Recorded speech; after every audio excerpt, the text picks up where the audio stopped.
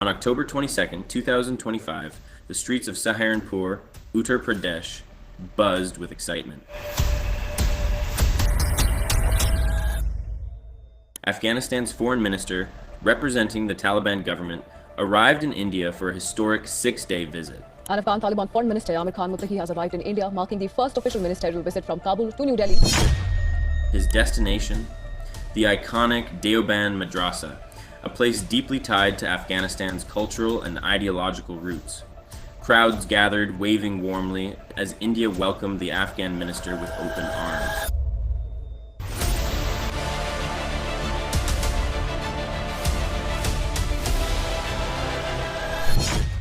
This wasn't just a diplomatic visit, it was a powerful moment symbolizing the deep bond between India and Afghanistan. When Indian officials visit Kabul, they receive the same warm hospitality. Well, this is the first time we've seen Indian diplomats traveling to Kabul. A sign of mutual respect and friendship. Meanwhile, across the border, Pakistan was outraged. Their leaders and media cried out, "We are one ummah." Why does Afghanistan side with India instead of us? When the Taliban took power in 2021, Pakistan celebrated.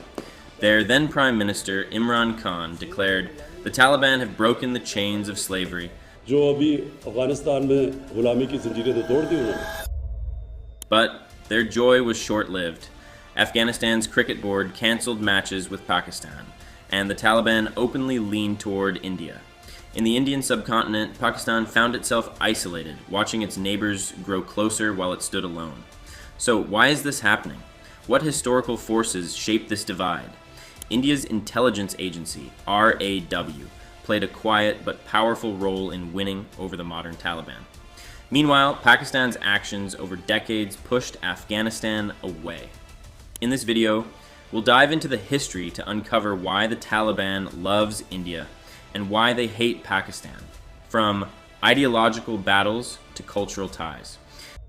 Why does the Taliban love India? To understand this, we need to travel back in time and explore the deep historical, cultural, and ideological connections between India and Afghanistan. Let's start with the Deobandi connection. Afghanistan society is made up of 4 main groups: Pashtuns, Tajiks, Uzbeks, and Hazaras. Pashtuns, the largest group, are mostly Sunni Muslims and dominate the country's culture and politics. The Taliban, largely Pashtun, draws its ideology from the Deobandi school of Islam, which began in India in 1866 at the Deoband Madrasa in Saharanpur, Uttar Pradesh. This madrasa was founded to preserve Islamic values and promote ethical living during British rule in India. It taught Muslims to reflect on their faith and live with purpose, not to fight or rebel violently.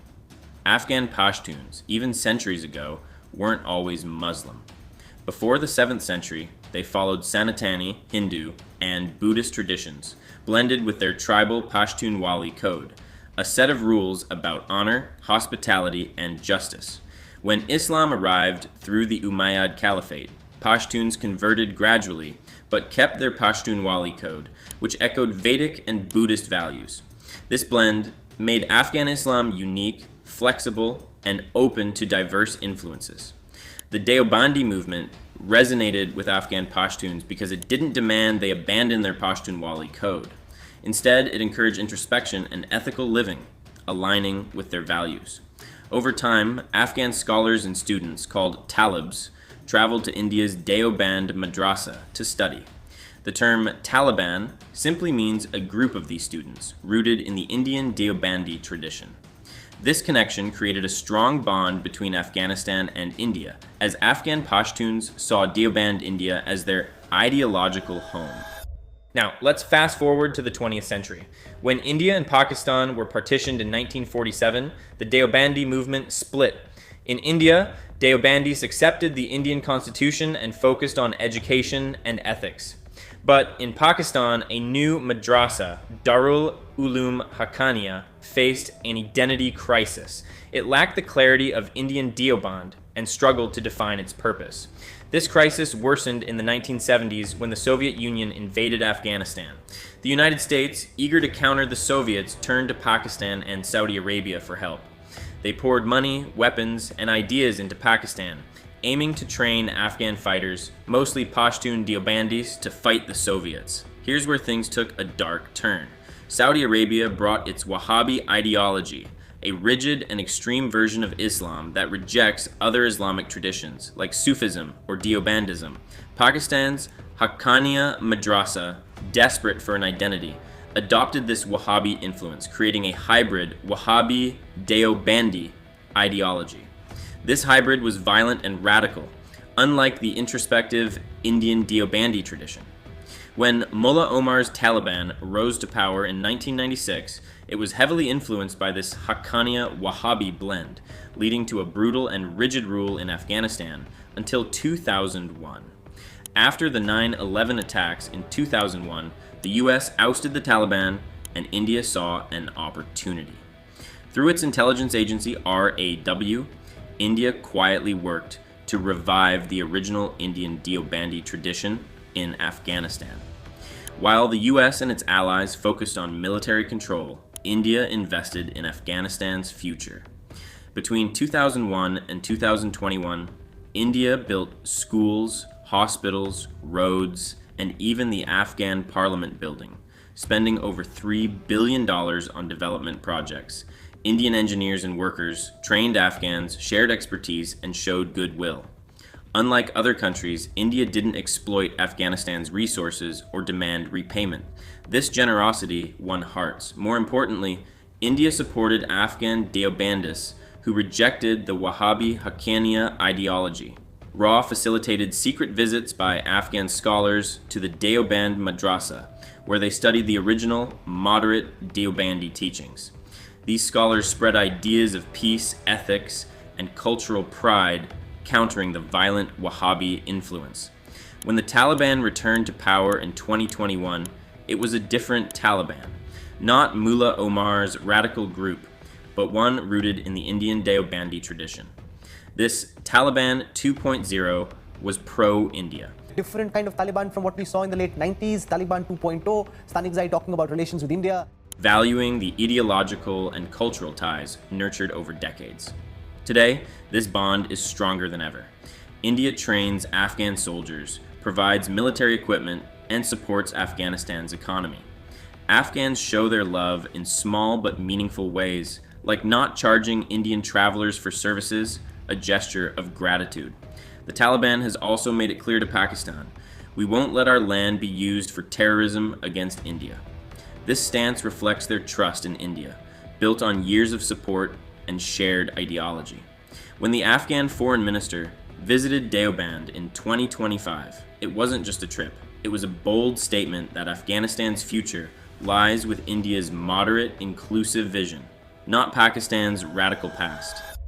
Now, let's turn to why the Taliban harbors deep resentment toward Pakistan. Taliban harbors deep resentment toward Pakistan due to betrayal, racism, and destruction over decades. Yaqub has said that Pakistan has been making wrong narratives. If we are talking about racism that hurts Afghans badly, during the Soviet-Afghan War, 1979 to 1989, millions of Afghans fled to Pakistan as refugees. Instead of a warm welcome, they faced hostility. Pakistani people and authorities treated them as second-class citizens. Afghans, especially Pashtuns, were mocked and forced into poor camps. Even today, they face harassment and forced deportations. This discrimination has made Afghans, including the Taliban, distrust Pakistan completely. Second, Pakistan radicalized Afghanistan. When the Soviets invaded in 1979, Pakistan's ISY trained Afghan students in madrasas with US and Saudi help. They mixed rigid Wahabi ideas into Deobandi teachings. Mullah Omar's Taliban in 1996 followed this harsh ideology. Pakistan used them as a puppet to control Afghanistan and fight India. The Taliban's brutal rule, oppressing women and destroying Bamiyan Buddhas, shocked traditional Pashtuns who loved Sufi and original Deobandi ways. They felt betrayed by Pakistan's foreign influence. Third, the Durand Line causes anger. This 1893 British border splits Pashtun lands. Afghanistan never accepts it. Pashtuns see themselves as one people. Pakistan tries to control Afghan Pashtuns and use them against India. The Taliban hates this interference in their tribal affairs and sovereignty.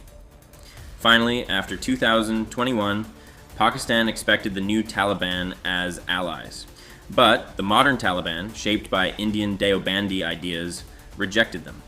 Afghanistan cancelled cricket matches with Pakistan and refused to allow anti-India terrorism from its soil. The Afghanistani Cricketing Board has cancelled the tri-series with Pakistan. This was a clear snub. Pakistan invested decades but got sidelined. The Taliban sees Pakistan as a betrayer who fueled violence while India built trust with help and education. So, what do you think? Why does Afghanistan have strained relations with Pakistan despite being part of the same Ummah? Share your thoughts in the comments below. For more such videos, please subscribe to our channel.